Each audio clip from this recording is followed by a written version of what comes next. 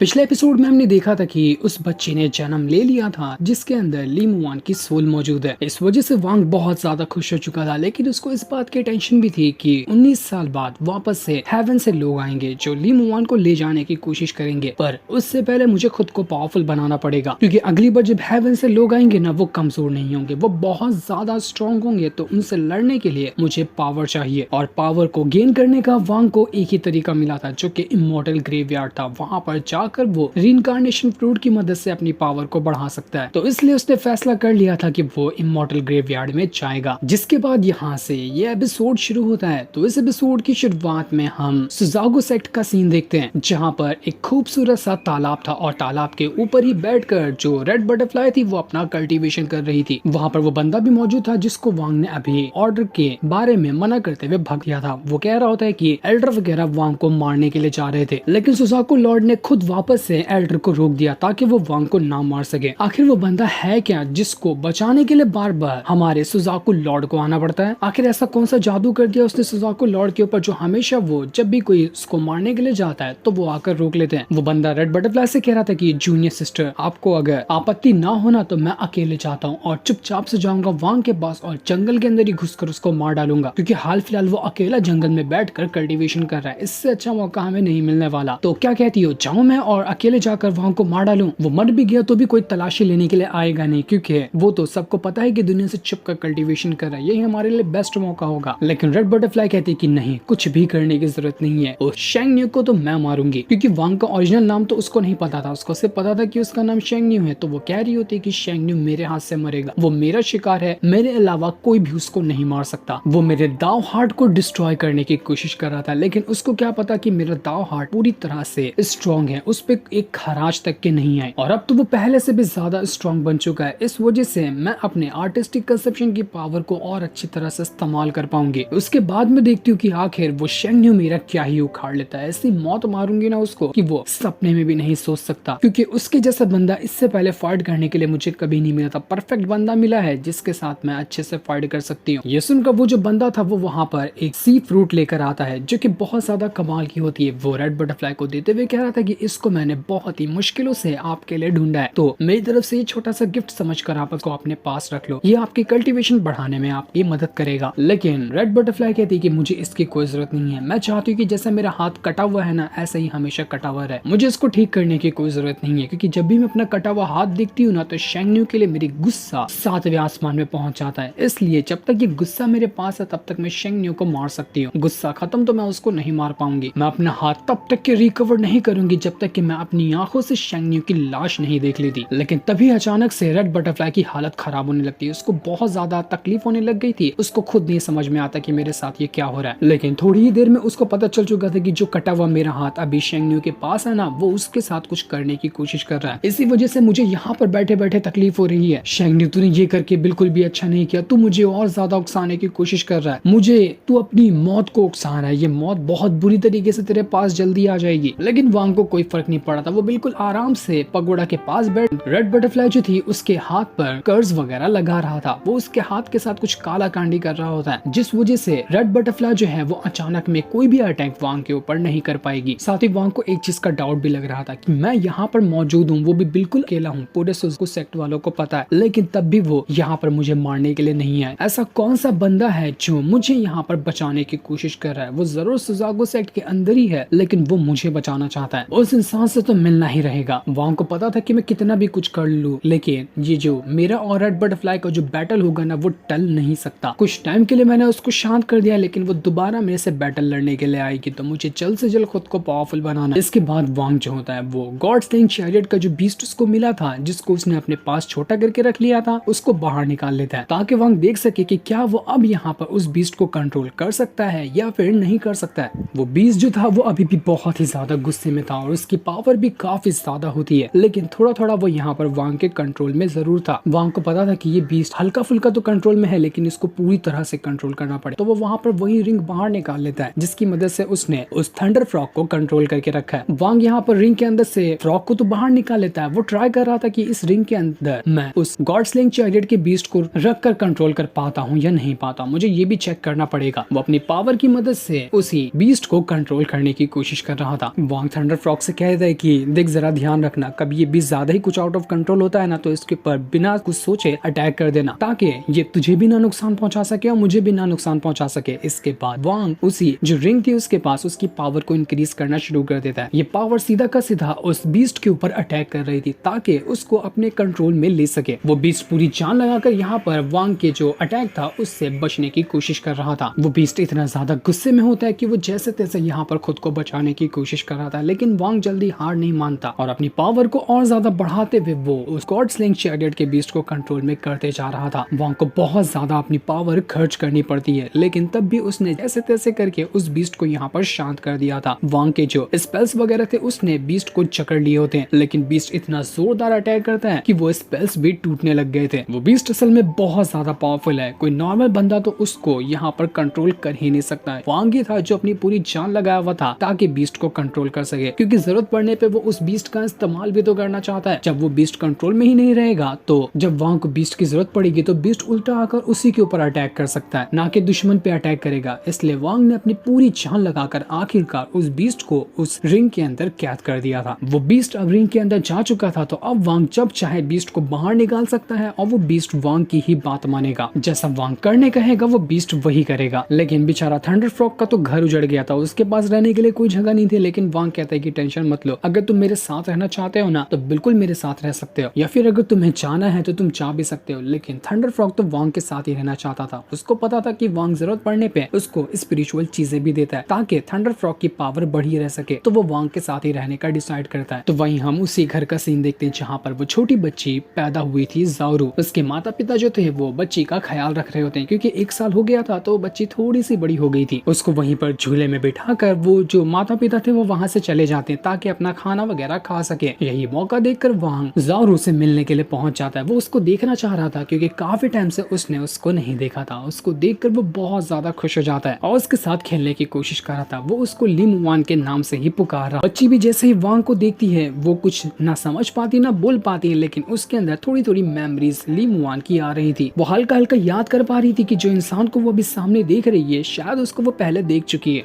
वांग कहता है कि अभी इतना खुद पे जोर डालने की जरूरत नहीं है। 18 साल या 19 साल बाद तुम बिल्कुल पूरी तरह से मुझे याद कर जाओगी कि मैं कौन हूँ, और जिस दिन ये होगा उस दिन वापस से हेवन वाले तुम्हें लेने के लिए आ जाएंगे। इसलिए मुझे खुद को तैयार करना पड़ेगा ताकि उस टाइम भी मैं तुम्हें बचा सकूं जैसा कि मैंने अभी तुम्हें बचाया था। पर उसके लिए मुझे पावर को गेन करना है और ये पावर गेन होगी इमॉर्टल ग्रेवयार्ड में जाकर। मैं जानता हूँ कि इमॉर्टल ग्रेवयार्ड बहुत ही पावरफुल और बहुत ही ज्यादा डेंजरस जगह है जहाँ पर से जल्दी कोई वापस नहीं आ सकता। लेकिन क्या करूँ, मुझे तुम्हारे लिए वहाँ पर जाना है, क्योंकि अगर मैं पावरफुल नहीं रहा तो मैं तुम्हें नहीं बचा पाऊंगा, जो कि मैं दोबारा ऐसा होने नहीं दे सकता। इसलिए मुझे माफ करना, मुझे जाना होगा। इसके बाद वांग वहाँ पर कमरे से बाहर निकल कर आ जाता है और एल्डर को उसने यहाँ पर छोड़ दिया था। वो कहता है कि जब तक मैं रिटर्न ना हूं ना तब तक के लिमुआन का ख्याल रखना, तुम उसका अच्छे से ख्याल रखना। उसके बदले ये छोटा सा गिफ्ट मेरे पास तुम्हारे लिए। वो उसको एक मूर्ति भी देता है जिसके अंदर काफी अच्छी पावर थी, और कुछ टाइम बाद जब वो अपना ब्रेक थ्रू कर लेगा एल्डर तो वो इस पावर को अच्छे से महसूस कर सकता है, क्योंकि एल्डर भी ट्रांसफॉर्मेशन ऑफ गॉड लेवल को ब्रेक थ्रू करना चाहता था। तो उसी लेवल की ये मूर्ति भी थी जिसे पाकर एल्डर बहुत ही ज्यादा खुश हो चुका था। वांग जाना तो नहीं चाहता था लेकिन तब भी वो जाना पड़ेगा उसको। वो बस ज़ाओरू को देखे जा रहा होता है क्योंकि न जाने वो इमॉर्टल ग्रेवयार्ड से जिंदा वापस आ पाता है या नहीं आ पाता है। इसलिए वो जी भर के यहाँ पर ज़ाओरू के साथ खेलना चाह रहा था और उसको देखना चाह रहा था। कुछ देर यहाँ पर बिताने के बाद वांग वहाँ से दोबारा उसी पगोड़ा के अंदर आ जाता है जो कि ज़ाओयी का पगोड़ा था। यहाँ पर आने के बाद उसको टिंगर दिखाई देती है जो कि बिल्कुल बेहोश थी। वांग वहाँ पर आने के बाद टिंगर से कह रहा होता है कि मुझे कहना तो नहीं चाहिए लेकिन मुझे आपसे ना आपकी एक इमॉर्टल स्वॉर्ड चाहिए होगी, क्योंकि मैं इमॉर्टल ग्रेवयार्ड जा रहा हूँ। वो जगह बहुत खतरनाक है जहाँ पर मैं अकेले सरवाइव नहीं कर सकता। तो क्या आप मुझे यहाँ पर अपनी एक इमॉर्टल स्वॉर्ड देंगी? ये सुनकर टिंगर तो बेहोश थी लेकिन तब भी वो एक इमॉर्टल स्वॉर्ड निकाल कर वांग को दे देती है, जो कि कोई मामूली स्वॉर्ड नहीं बल्कि बहुत ज्यादा खतरनाक वाली स्वॉर्ड उसने वांग को दी थी। लेकिन यहाँ पर एक प्रॉब्लम थी कि उस स्वॉर्ड के अंदर कोई भी स्पिरिट मौजूद नहीं है। पहले उसको एक स्पिरिट चाहिए होगी स्वॉर्ड के अंदर डालने के लिए, उसके बाद ही वो स्वॉर्ड अच्छी तरह से इस्तेमाल हो पाएगी। वांग के पास ऐसी कोई नॉर्मल स्पिरिट तो नहीं थी, लेकिन उसको पता था कि हाँ मेरे पास एक चीज तो है जिसका मैं इस्तेमाल कर सकता हूँ। तो वो फट से उस सोल को बाहर निकाल लेता है क्योंकि वो भी तो एक स्पिरिट ही है। सोल बड़ा खुश किया, अरे वाह जमाने बाद मुझे आजादी मिली, लगता है कि वांग मुझे अब यहाँ पर से आजाद करने वाला है। लेकिन बेचारा खुशी हो रहा था कि वांग उसको पकड़ता है और सीधा स्वॉर्ड के अंदर ही घुसेड़ देता है कि तू जा और इस स्वॉर्ड को एक्टिवेट कर। इस वजह से वो सोल अब सीधा स्वॉर्ड के अंदर जा चुका था। वो कहता है कि वांग तुमने मुझे फिर से किसी मुसीबत में डाल दिया। यार तुम हमेशा मुसीबत में डालते हो, कभी कुछ अच्छा काम का देते नहीं हो, बस जहाँ मन में आया मुझे वहाँ उठाकर फेंक दिया। वांग कहता है बस यार चुप हो जा, देता हूँ मैं तेरे काम की कोई चीज। तो उसके बाद वो वांग सोल को कुछ स्पिरिट वगैरह दे देता है, जिसको खाकर वो सोल अपना पेट भी भर सकता है और अपनी पावर भी इंक्रीज कर सकता है। जो देखकर वो सोल खुश हो गया था कि ये हुई ना बात, तुम मुझे ये देते रहो, मैं तुम्हारे सारे काम करता जाऊंगा, यही तो मेरे जीने का सहारा है। जैसे ही वो सोल यहाँ पर स्वॉर्ड के अंदर गई थी, वो स्वॉर्ड यहाँ पर एक्टिवेट हो जाती है और अब स्वॉर्ड को एक स्पिरिट मिल चुकी थी, तो वांग उस स्वॉर्ड का इस्तेमाल कर सकता है। वांग जैसे ही उस स्वॉर्ड को अपने हाथ में लेता है और एक हल्का सा अटैक क्या करता है कि सामने का पहाड़ तक के टूट चुका था। स्वॉर्ड के अंदर सोल की पावर गई थी, जो कि असल में एक डिमोनिक पावर को कल्टीवेट करने वाला बंदा था। तो उस स्वॉर्ड के अंदर भी डिमोनिक पावर आ गई थी, जो कि बहुत ही ज्यादा कमाल की थी। साथ ही साथ ये भी था कि वांग स्वॉर्ड की पूरी तरह से पावर को इस्तेमाल नहीं कर सकता, क्योंकि जितनी सोल के अंदर जो वांग ने डाला है उसके अंदर पावर होगी, उतनी ही पावर को वो स्वॉर्ड की इस्तेमाल कर पाएगा। पूरी पावर इस्तेमाल करने के लिए बहुत ही हाई लेवल की स्पिरिट डालनी पड़ती है स्वॉर्ड के अंदर, लेकिन जितना वांग के लिए हुआ था, वांग कहता है कि मेरे लिए काफी है, मैं इसकी मदद से भी अच्छे खासे दुश्मनों का मुकाबला कर सकता हूँ, लेकिन मैं तलाशियां अपनी जारी रखूंगा कि ताकि एक न एक दिन मैं इतनी स्ट्रॉन्ग स्पिरिट ले आऊं जो कि मैं इस स्वॉर्ड के अंदर डाल सकूं। उसके बाद मैं इस स्वॉर्ड की पूरी फुल पोटेंशियल का इस्तेमाल कर पाऊंगा और उस टाइम जो ये स्वॉर्ड पावरफुल बनेगी ना, उसको लोग देखकर ही पागल हो जाएंगे। उस टाइम ये स्वॉर्ड बहुत ज्यादा खतरनाक हो जाएगी। वांग के पास जरूरत की चीजें तो आ चुकी थी, जिसकी मदद से वो इमॉर्टल ग्रेवयार्ड के अंदर सर्वाइव कर सकता है। एक वो स्वॉर्ड हो गई और दूसरा वो गॉड स्लिंग चैरियट का जो बीस्ट था, वो दोनों वांग के लिए हाल फिलहाल इनफ थे इमॉर्टल ग्रेवयार्ड के अंदर सर्वाइव करने के लिए। इसके बाद हम इमॉर्टल ग्रेवयार्ड का सीन देखते हैं, जहाँ पर बिल्कुल सन्नाटा था। वो जगह बहुत ही ज्यादा खतरनाक लग रही थी। वहाँ पर सारे एल्डर, वो लड़की, बाकी सब लोग पहुंच चुके थे, लेकिन अभी तक के यहाँ पर वांग आया नहीं था। वो लोग इमॉर्टल ग्रेवयार्ड के अंदर एंट्री तो नहीं मारे थे, लेकिन एंट्री के पास यहाँ पर रुके हुए थे, क्योंकि अभी तक के अंधेरा नहीं हुआ था। उन्होंने कहा था कि हम अंधेरा होने तक के वांग का इंतजार करेंगे, वो आया तो ठीक, नहीं आया तो हम अंदर चले जाएंगे, लेकिन अभी तक के वांग यहाँ पर आया नहीं था। एल्डर अभी भी इंतजार में होता है कि मुझे उम्मीद है वांग जरूर आएगा। एल्डर जो था उस लड़की से कहता है कि क्या तुम्हें पता है ये जो जगह हम देख रहे हैं उसके नीचे कितनी लेयर है? अंदाजन से तुम थोड़ी ना अंदर जा सकती हो, क्या पता नीचे कितने लेयर हो, हमें कितना लेयर अंदर जाना पड़ेगा उस ट्री तक पहुंचने के लिए। तो वो लड़की कहती है कि कंफर्म तो मुझे अभी भी नहीं पता, लेकिन जहां तक कि मैंने अपने फादर के बारे में जाना है, मुझे लगता है कि अंदर 4 लेयर मौजूद है। जितने लेयर के हम अंदर जाते जाएंगे ना, वो जगह उतनी ही ज्यादा खतरनाक होती जाएगी। चौथे लेयर के अंदर जाना मतलब कि मौत को दावत देना। लेकिन जहां तक कि मुझे लगता है कि 3rd लेयर तक के पहुंच कर ही ना हम उस संसारा ट्री तक के पहुंच सकते हैं। 3rd लेयर के अंदर ही वो ट्री होगा, तो हमें उसके बाद 4थे लेयर में जाने की जरूरत नहीं है, हम वहीं से रिटर्न आ। एल्डर कह रहा था कि अगर हमारे साथ वांग होना तो 4था लेयर भी हमारे लिए बच्चों की तरह मान है, हम 4थे लेयर के अंदर भी जाकर वहां की चीजें लेकर रिटर्न जिंदा आ सकते हैं। लेकिन अगर वांग हमारे साथ नहीं है ना, तो भूल जाओ कि हम 3रे लेयर में भी नहीं जा सकते। उसके बगैर एक भी लेयर को क्रॉस करना मतलब कि अपनी मौत को दावत देना। इसलिए मैं उसका इंतजार कर रहा हूँ, वो आएगा, जरूर आएगा वो यहाँ पर। तभी उन लोगों को वहां पर किसी के आने की आवाज सुनाई देती है और ये कोई और नहीं बल्कि वांग ही था। जैसा एल्डर ने सोचा था कि वांग जरूर यहाँ पर आएगा, वैसा ही हुआ। वांग बिल्कुल यहाँ पर पहुंच चुका था। वो सभी से कह रहा है कि माफ कर देना, मैंने आने में थोड़ी सी देरी कर दी, लेकिन आप लोगों का बहुत बहुत शुक्रिया जो आप मेरे इंतजार में यहाँ पर रुके हुए थे। वो एक किसी शैतान की मुंडी को निकाल कर वहाँ पर फेंक देता है। वांग कहता है कि जब मैं यहाँ पर आ रहा था ना, तो ये अजीब सा बंदा मेरा पीछा कर रहा था, तो मैंने उसको पकड़ कर इसका गला काट दिया। क्या मालूम ये कौन है, लेकिन जब से मेरा पीछा कर रहा था तो मुझे ये चीज सही नहीं लगी। क्या तुम में से कोई ऐसा है जो इस बंदे को जानता है जिसका मैंने गला काट दिया है? जानता हो तो तुम उसके बारे में बता सकते हो, क्या पता शायद मैंने तुम्हारे किसी दोस्त को मार दिया हो। ये सुनकर वो सारे लोग हैरान हो जाते कि क्या ये वही बंदा तो नहीं जो कि अंडरग्राउंड में रहता है? ये बंदा तो बहुत फेमस था। ये बंदा सिर्फ और सिर्फ ना इमॉर्टल ग्रेवयार्ड के अंदर ही पाया जाता है, लेकिन ये पहली बार मतलब उसके अंदर से बाहर निकल कर आया। कुछ ना कुछ तो गड़बड़ है। ये लोग जल्दी भी इमॉर्टल ग्रेवयार्ड से बाहर निकल कर नहीं आते, लेकिन ये बाहर क्या कर रहा था? ऐसा लग रहा है ना कि इमॉर्टल ग्रेवयार्ड के अंदर कुछ ना कुछ तबाही हुई, कुछ तो कुछ गड़बड़ है वहाँ पर। तभी अंदर की जो मॉन्स्टर और काफी डिमोनिक कल्टीवेटर है ना, वो अंदर से बाहर निकल कर आ रहे हैं, जैसा कि ये वांग का पीछा कर रहा था। इसलिए चाह रहे कि सारे लोग जल्द से जल्द वहाँ से इमॉर्टल ग्रेवयार्ड के अंदर चले जाते हैं, ताकि देख सके कि यहाँ पर ये चीज है क्या। सबसे पहले वो लोग फर्स्ट लेयर के अंदर एंट्री मारे थे, जो कि इमॉर्टल ग्रेवयार्ड का फर्स्ट लेयर होता है। यहाँ पर आते ही सामने के सामने उनको वहाँ पर से सेकंड लेयर में जाने का रास्ता दिख चुका था, तो वो वहाँ से सेकंड लेयर की तरफ बढ़ना शुरू कर देते हैं। लेकिन जैसे वांग आगे बढ़ रहा था, वांग अपनी पावर की मदद से आगे का रास्ता चेक कर रहा होता है कि आगे कोई खतरा है या नहीं है। वांग को पता चलता है कि आगे का रास्ता